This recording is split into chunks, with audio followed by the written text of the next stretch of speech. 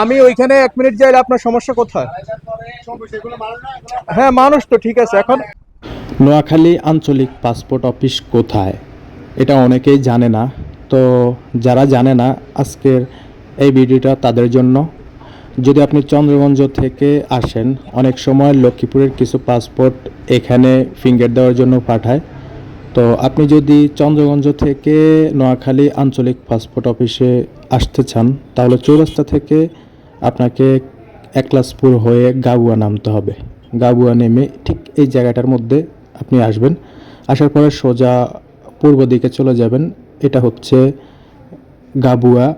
আর সামনে যে জায়গাটা খালি দেখতেছেন, এটা হচ্ছে গাবুয়া উচ্চ বিদ্যালয়ের জায়গা।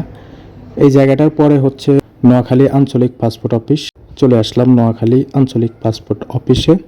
তো আমি ভিতরে ঢোকার জন্য চেষ্টা করব, দেখি ভিতরে কি পরিস্থিতি বা নিয়মতান্ত্রিক কেমন চলছে। এর আগে আমি একবার নোয়াখালী আঞ্চলিক পাসপোর্ট অফিস এসেছিলাম, কিন্তু আমি ভিতরে ঢোকার জন্য অনেকবার ট্রাই করেছি। সামনে থেকে আমাকে ভিতরে ঢোকানোর সুযোগ দিচ্ছে না।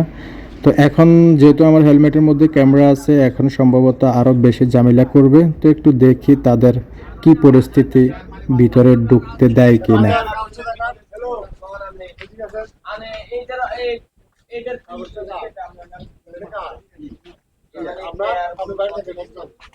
আচ্ছা, আমি আসতেছি, 1 মিনিট আসতেছি।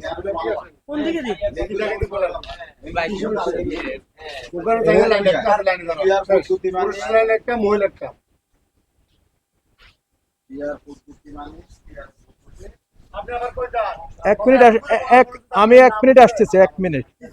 আমি দেখি এখানে, একটু দেখি লাইনে লাইনে কয়জন আছে, আমি একটু দেখি না। সমস্যা কি রে ভাই? সমস্যা কি? সমস্যা কেন? সমস্যা কোথায় আপনার? আমি ওইখানে 1 মিনিট যাইলে আপনার সমস্যা কোথায়?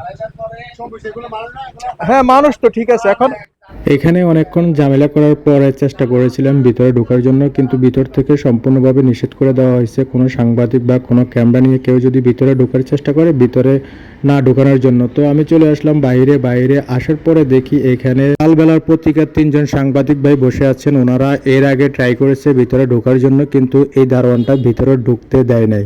হচ্ছে আমাদের নোয়াখালী আঞ্চলিক পাসপোর্ট অফিসের চিত্র।